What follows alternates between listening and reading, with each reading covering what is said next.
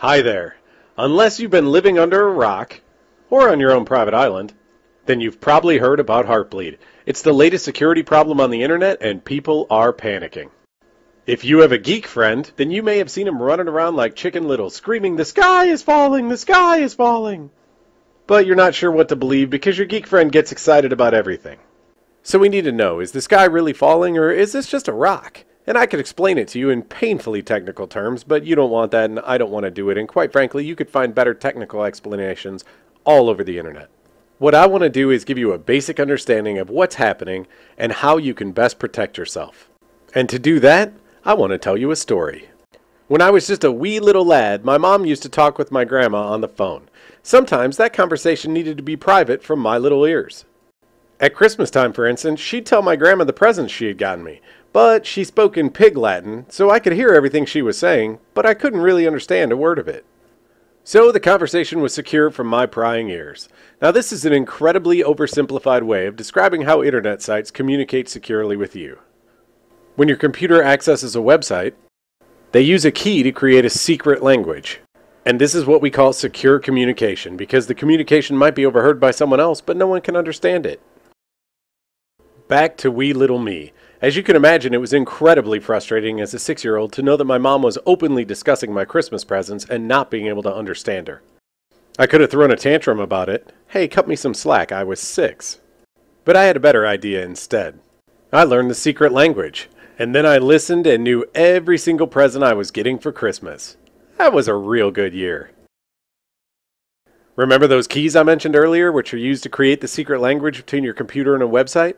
Well, those keys are supposed to be secret, just like my mom's pig Latin.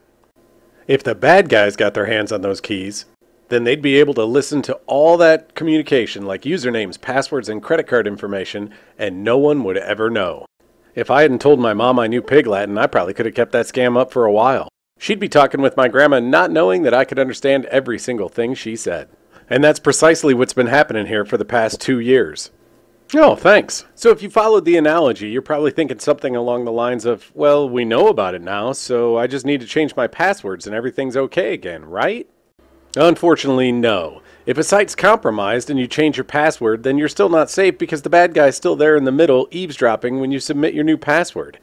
And if you use the same username and password on multiple sites, what that means is, as a bad guy, you only have to get one of those username password combinations to get access to all of your sites.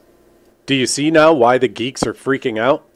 So the question that you have, the question that everyone has, is what can I do? Step 1, change your passwords. I know I just said this isn't going to fix the problem. It isn't, but it can mitigate the damage. It's just important to understand that some websites are not going to be patched right away. Thus, your password on those sites is still vulnerable. You'll need to change your password again down the road once the website is patched. Therefore, it's very, very important to use unique passwords. A different password on every site means that if one password is stolen, it doesn't give the bad guy access to every site you use. If you're not using unique passwords, then stolen information on one site leads to a much bigger problem.